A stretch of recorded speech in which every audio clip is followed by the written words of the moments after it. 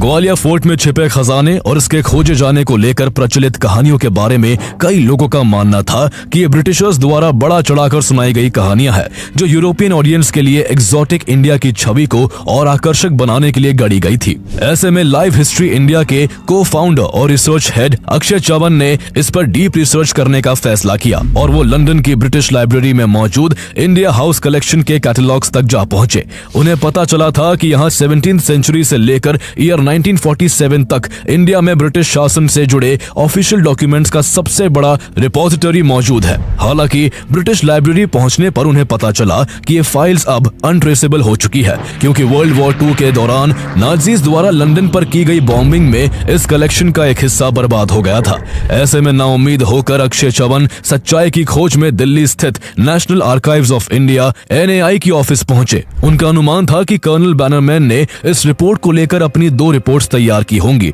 एक रिपोर्ट उन्होंने लंदन भेजी होगी और दूसरी कलकत्ता में ब्रिटिश गवर्नर को भेजी होगी, जो अब दिल्ली के NAI में मौजूद होगी। उनका अंदाजा सही निकला और यहाँ उन्हें value and composition of the treasure left by the late Maharaja Scindia of Gwalior नाम का एक डॉक्यूमेंट हाथ लगा, जिससे उन्हें सिंधिया डायनेस्टी के उस खजाने के बारे में कंफर्म जानकारी मिली। दिसंबर 1889 में कर्नल बैनरमैन द्वारा लिखे गए इस डॉक्यूमेंट में 3 जरूरी बातों के बारे में बताया गया है। पहली ये कि ट्रेजर की संख्या और उसकी उस समय की वैल्यू क्या थी, दूसरी ये कि उसे कहाँ छिपाया गया था, और तीसरी बात इसमें उस ज्योतिषी के बारे में भी पता चली कि वो बूढ़ा ज्योतिषी वास्तव में जयाजीराव सिंधिया का सेवक था। इस डॉक्यूमेंट के अनुसार ग्वालियर ट्रेजर में दसियों हजार गोल्ड कॉइन्स, लाखों सिल्वर कॉइन्स, 14,720 डायमंड्स, 37,667 पर्ल्स, 11,273 रूबीज और हजारों अन्य प्रेशियस जूल्स भी शामिल थे, जिनकी